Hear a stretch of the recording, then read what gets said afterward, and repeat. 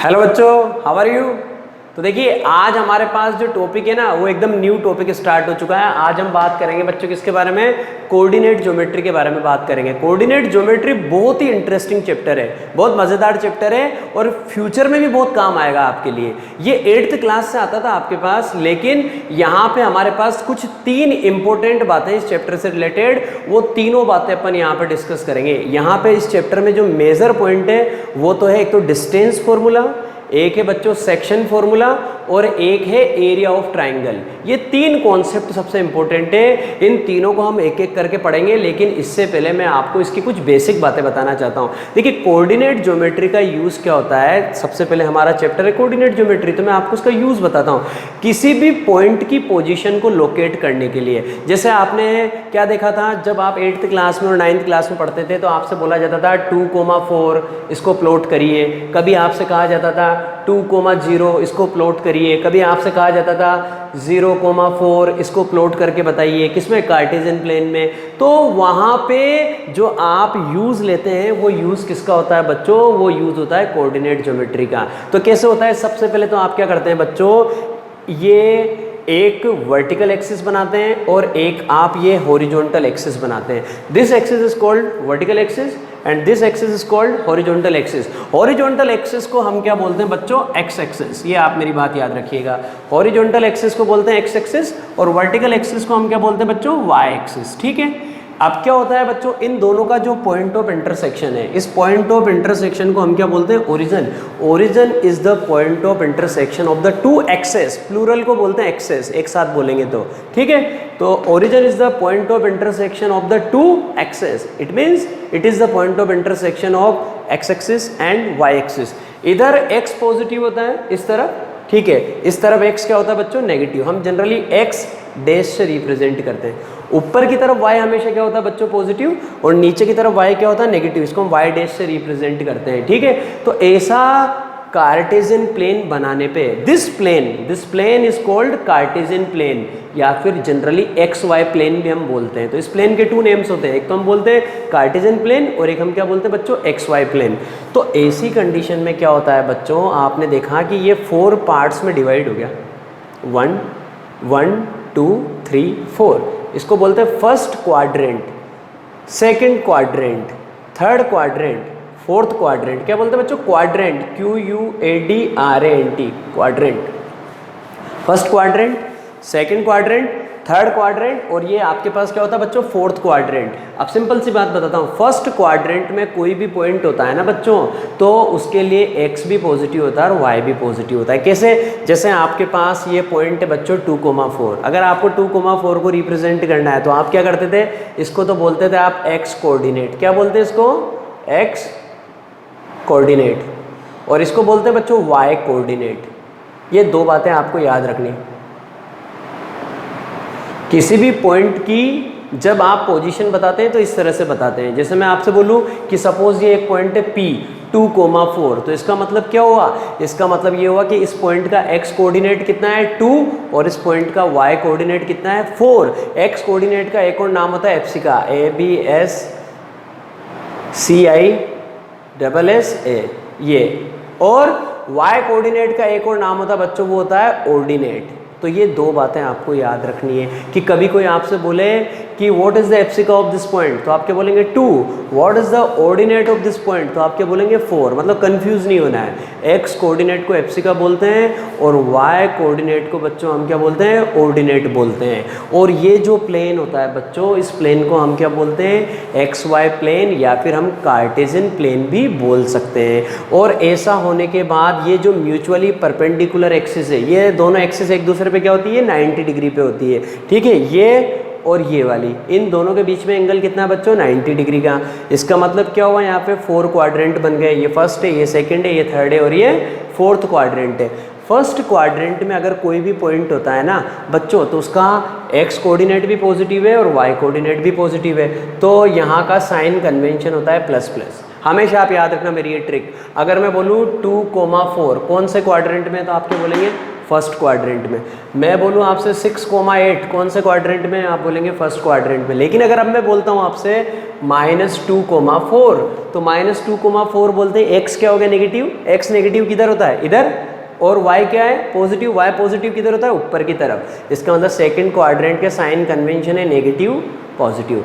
मतलब अगर किसी पॉइंट का x कोऑर्डिनेट नेगेटिव है और y कोऑर्डिनेट पॉजिटिव है तो फिर वो पॉइंट लाई करता है सेकंड क्वाड्रेंट में। अब आ जाइए आप, नीचे की तरफ y क्या होता है नेगेटिव, x तो इधर नेगेटिव है ही सही। अगर किसी पॉइंट के कोऑर्डिनेट में आपसे बोलता हूँ -2, -3, इसका मतलब x कोऑर्डिनेट भी नेगेटिव है, y कोऑर्डिनेट भी नेगेटिव है, तो फिर वो पॉइंट लाई करता है बच्चों थर्ड क्वाड्रेंट में। क्यों? क्योंकि इधर x नेगेटिव होता है और इधर y नेगेटिव होता है। तो थर्ड क्वाड्रेंट का साइन कन्वेंशन होता है नेगेटिव नेगेटिव। ये साइन कन्वेंशन अगर आपको याद है तो आपको कभी भी प्रॉब्लम नहीं आएगी कि कौन सा पॉइंट कौन से क्वाड्रेंट में लाई कर रहा है। अब आप इधर आ जाइए, फोर्थ क्वाड्रेंट में आपको पता है कि इधर की तरफ जाते हैं तो x क्या होता है पॉजिटिव, नीचे जाते हैं तो y क्या होता है नेगेटिव। तो यहाँ का साइन कन्वेंशन है प्लस माइनस। क्लियर है कि नहीं है मेरी बात, आई बात समझ में? तो सबसे पहले तो कोऑर्डिनेट ज्योमेट्री में आपको बच्चों ये बातें समझनी पड़ती है। ये सारी बातें आपके पास 9th क्लास में आया करती थी। तो सबसे पहले तो आज की क्लास में मैंने आपको सारी बातें रिवाइज करवाई है कि कोऑर्डिनेट ज्योमेट्री को पढ़ने से पहले आपको कोऑर्डिनेट्स के बारे में पता होना जरूरी है कि किसी पॉइंट के कोऑर्डिनेट जो होते हैं ना वो किस तरह से होते हैं, कैसे क्या बात करेंगे, एप्सिका का क्या होता है, ऑर्डिनेट क्या होता है, और फर्स्ट क्वाड्रेंट क्या है, सेकंड क्या है, थर्ड क्या है, फोर्थ क्या है, कौन से क्वाड्रेंट में पॉइंट्स के जो कोऑर्डिनेट है उनके साइन क्या होते हैं। तो सबसे पहले तो हमारे को बात समझना बहुत ज़रूरी थी। मैंने आपको सारी की सारी बात बच्चों एक्सप्लेन कर दी। अब मैं अगर आपसे बोलता हूँ कि -2, -3 ये कौन से क्वाड्रेंट में आएगा तो आप डायरेक्टली क्या बोलेंगे, थर्ड क्वाड्रेंट में आएगा। अब अगर हम आपसे बोलते हैं 6, -4 कौन से क्वाड्रेंट में आएगा तो आप क्या कहेंगे, 6, -4 x पॉजिटिव है y नेगेटिव है, सर फोर्थ क्वाड्रेंट में आएगा। क्लियर है मेरी बात? तो सबसे पहले तो आपको ये बातें समझ में आनी जरूरी है। ठीक है बच्चों, क्लियर है? अब एक बड़ी इंपॉर्टेंट बात है जो मैं आपको बताता हूं। अगर कभी जनरली आपको किसी पॉइंट के कोऑर्डिनेट देखने को मिल रहे हैं 2,0, ये दो बातें बड़ी इंपॉर्टेंट रहती है। एक तो ये है 2,0, इसका मतलब यहाँ पे क्या है, y कोऑर्डिनेट 0 है। अगर किसी पॉइंट का y कोऑर्डिनेट 0 होता है तो वो पॉइंट x एक्सिस पे लाई करता है। तो 2,0 का मतलब अगर यहाँ पे x1 है, यहाँ पे x2 है, तो यही पॉइंट किसको रिप्रेजेंट करेगा, दिस पॉइंट विल रिप्रेजेंट 2,0। ये रिप्रेजेंट करेगा 3,0 को, ये रिप्रेजेंट करेगा 4,0 को। तो कभी भी आपके पास अगर किसी भी पॉइंट का y कोऑर्डिनेट क्या है बच्चों, 0 है, तो y कोऑर्डिनेट 0 है, तो फिर ऐसी कंडीशन में आप क्या करते हैं बच्चों, ऐसी कंडीशन में आप बोलते हैं वो पॉइंट x एक्सिस पे लाई करेगा। और किधर की तरफ लाई करेगा, इस तरफ लाई करेगा। क्यों? क्योंकि अगर मैं बोलता -2,0 तो इसका मतलब पॉइंट x एक्सिस पे तो लाई करेगा अभी भी, लेकिन किधर की तरफ लाई करेगा, जब -2,0 लूंगा तो इस तरफ लाई करेगा।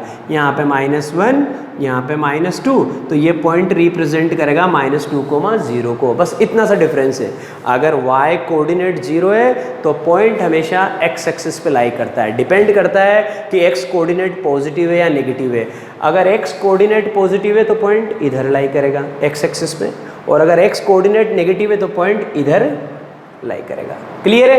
अब एक और कन्वर्स कॉन्सेप्ट, कभी कभी ऐसा होता है कि किसी पॉइंट का आपके पास x कोऑर्डिनेट 0 है। फॉर एग्जांपल हमने यहाँ पे लिया आपके लिए, ये देखिए 0,2, क्या लिया मैंने एग्जांपल 0,2। तो इससे क्या पता लगा, ये पॉइंट है Q, सपोज इसका x कोऑर्डिनेट 0 है। अगर x कोऑर्डिनेट 0 है तो फिर y एक्सिस पे लाई करेगा। तो कन्वर्स कॉन्सेप्ट होता है, x 0 है तो y एक्सिस पे लाई करेगा, और y कोऑर्डिनेट 0 है तो x एक्सिस पे लाई करेगा। अब इस पॉइंट का क्या, x कोऑर्डिनेट 0 है तो ये पॉइंट कहाँ पे लाई करेगा, y एक्सिस पे, और y कोऑर्डिनेट कैसा है, पॉजिटिव, तो ऊपर की तरफ। अगर ये y नेगेटिव होता तो किधर रहता, नीचे की तरफ।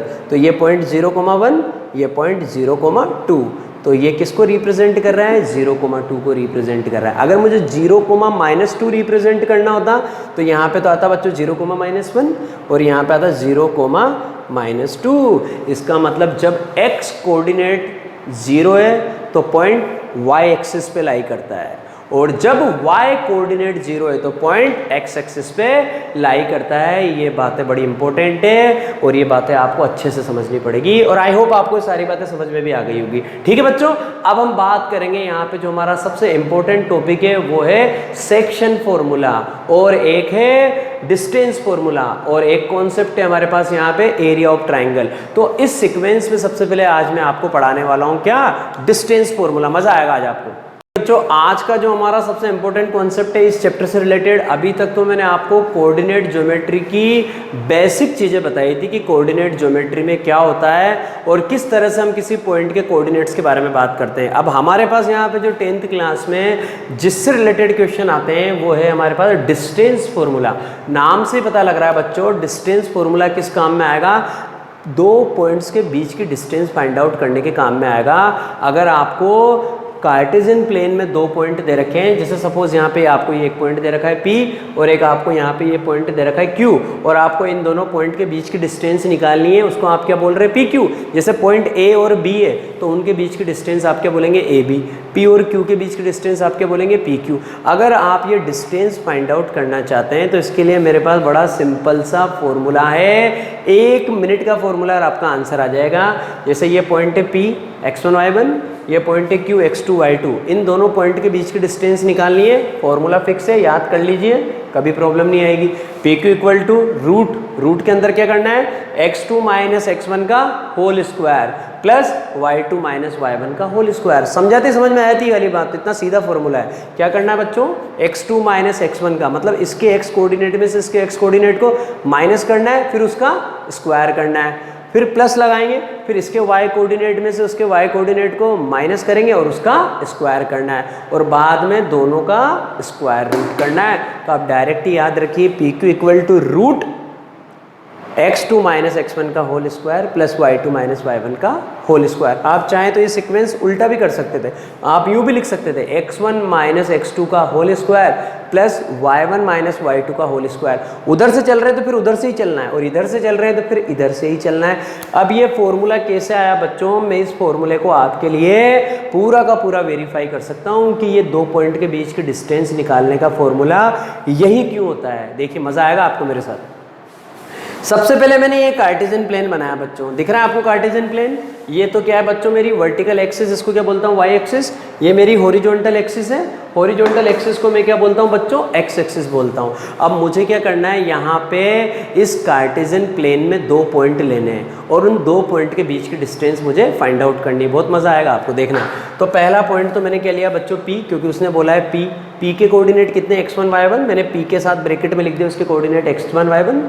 फिर सेकंड पॉइंट मैंने ले लिया Q यहाँ पे और Q के कोऑर्डिनेट कितने x2 y2, तो मैंने Q के कोऑर्डिनेट ब्रैकेट में लिख दिया x2 y2। इन दोनों के बीच की डिस्टेंस निकालनी है, मैंने दोनों को ज्वाइन कर दिया। अब इसके बाद के स्टेप बड़ी इंपॉर्टेंट है, ये आपके पास डेरिवेशन एग्जाम में तो कभी भी नहीं आएगा, लेकिन आप मेरे स्टूडेंट हैं बच्चों, इसलिए मैं आपको यहाँ पे एक एक चीज़ का एक्सप्लेनेशन बहुत अच्छे से दूंगा। तो आप क्या करेंगे, सबसे पहले यहाँ से इस पर परपेंडिकुलर ड्रॉ करेंगे। तो पहली स्टेप क्या है, through P draw PL perpendicular on x axis, ठीक है।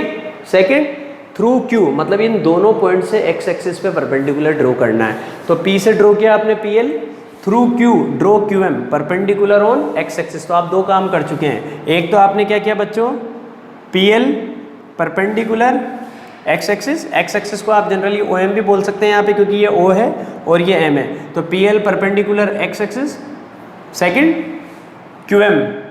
QM again perpendicular x axis, ठीक है।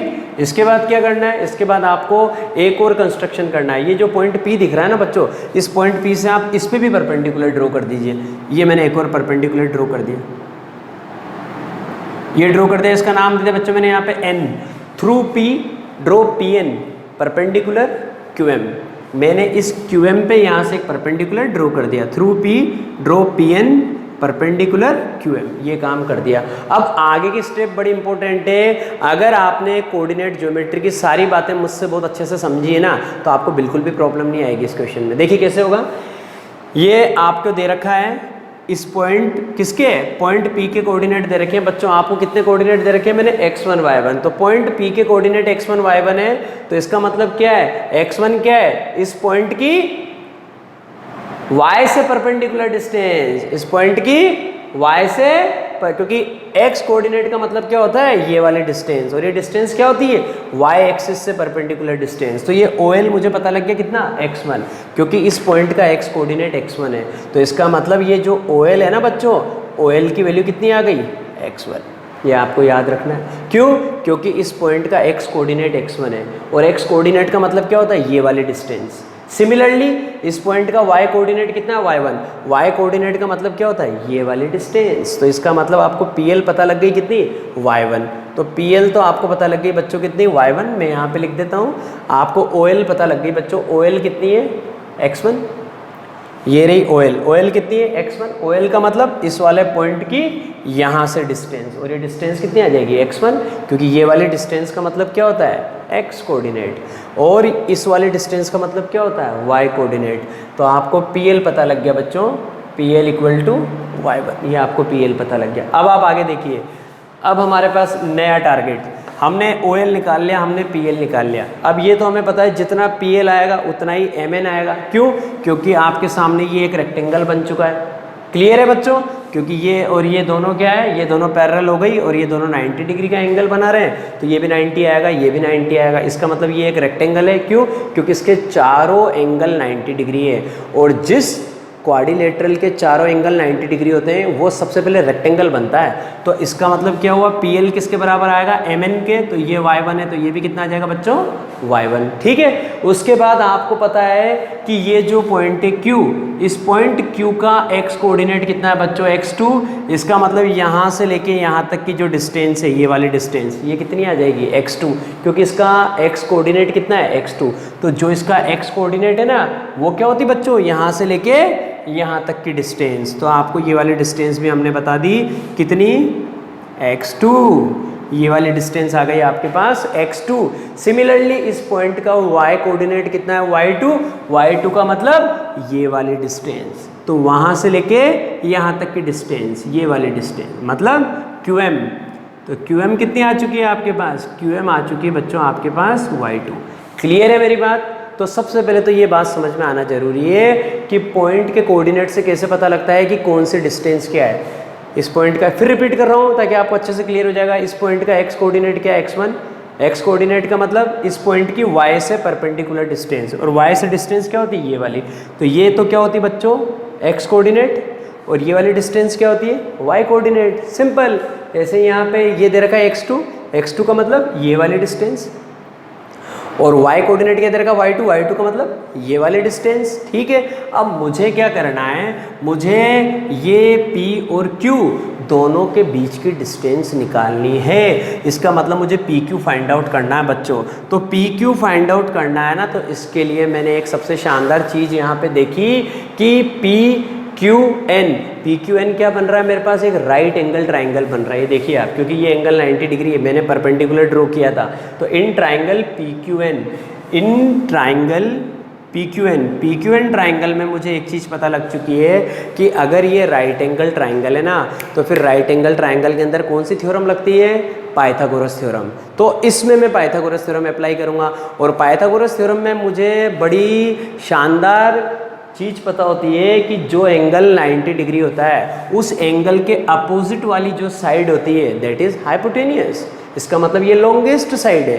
तो अगर मुझे यहाँ पे पाइथागोरस लगानी है तो मैं क्या करूँगा, PQ स्क्वायर। कैसे करूँगा बच्चों, in triangle PQN by using Pythagoras theorem. सबसे पहले क्या लिखूँगा, इस ट्राइंगल को, triangle PQN is a right angle triangle in which angle N is 90 degree, और 90 के सामने वाली जो साइड होती है उसको क्या बोलते हैं, हाइपोटेनियस। ये सब 7th 8th के कॉन्सेप्ट है, फिर भी रिपीट कर रहा हूँ मैं आपके लिए। तो हाइपोटेनियस का स्क्वायर, पाइथागोरस थ्योरम क्या होती है बच्चों, हाइपोटेनियस का स्क्वायर इक्वल टू बेस का स्क्वायर प्लस परपेंडिकुलर का स्क्वायर। ये पाइथागोरस थ्योरम होती है। हाइपोटेनियस कौन है, PQ, वैल्यू पुट कर दी, PQ का स्क्वायर इक्वल टू बेस कौन है बच्चों, PN, यहाँ पे लिख देंगे हम PN का स्क्वायर प्लस परपेंडिकुलर कौन है बच्चों आपका, QN, आप लिख देंगे यहाँ पे QN का स्क्वायर। ये आपने लिख दिया। तो PQ square is equal to PN square plus QN square. अब देखिए आपको पी क्यू स्क्वायर निकलेगा पहले, फिर बाद में आपको पी क्यू निकालना है तो आप क्या करेंगे स्क्वायर रूट। तो यही फॉर्मूला मैं भी लेके आने वाला हूँ 1 मिनट के अंदर। तो सबसे पहले पी एन पता होना चाहिए, फिर क्यू एन पता होना चाहिए। पी एन क्या है बच्चों, ये रहा पी एन। पी एन को मैं कैसे निकाल सकता हूँ, देखिएगा ये वाली डिस्टेंस है पी एन, और अगर मुझे ये डिस्टेंस निकालनी है तो मुझे पता है पी एन किसके बराबर है, एल एम के। क्यों, क्योंकि ये रेक्टेंगल है, तो मुझे ये तो चीज़ पता है पी एन बराबर है बच्चों किसके, एल एम के। तो मुझे क्या निकालना है, L M. Simple, L M निकालने के लिए ओ एम में से ओ एल को माइनस कर दूंगा। ये आपका एल एम निकालना है तो क्या करूँगा, ओ एम में से ओ एल को माइनस कर दूंगा। तो क्या लिखूंगा, O M minus O L. इसका मतलब यहाँ से लेके यहाँ तक की ये जो डिस्टेंस है, इसमें से ये वाली डिस्टेंस माइनस कर दूंगा। और ये वाली डिस्टेंस कितनी है, x2, और ये वाली डिस्टेंस कितनी है, x1। तो इसका मतलब मेरे पास pn आ चुका है बच्चों x2 माइनस x1। कितना आ चुका है pn, x2 माइनस x1।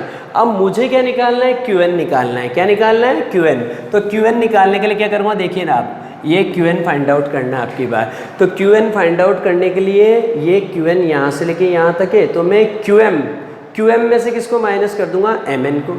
क्योंकि ये देखिए ये रहा qn, और qn निकालना है तो यहाँ से लेके यहाँ तक की डिस्टेंस में से ये वाली डिस्टेंस माइनस कर दूंगा। तो qn के लिए क्या लिखूंगा बच्चों, qm माइनस mn।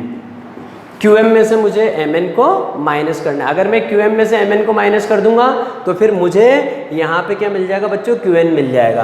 तो qn इक्वल टू, qm कितना है बच्चों, ये रहा qm यहाँ से लेके यहाँ तक, और इसको मैंने क्या बोला था बच्चों, y2। तो qm कितना है, qm है मेरे पास y2 माइनस mn ये रहा बच्चों y1, क्योंकि मैंने जो बोला था वही जो pl है वही mn है।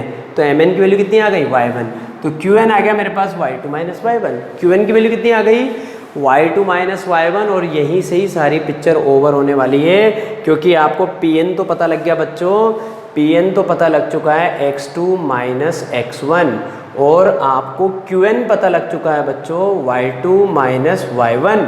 ठीक है, तो अब क्या करना है, कुछ नहीं करना, वैल्यू पुट करनी है और क्या करना है। तो P Q square equal to pn का स्क्वायर करना है। pn कितना है, x2 माइनस x1, और उसका क्या है स्क्वायर, तो x2 माइनस x1 का होल स्क्वायर।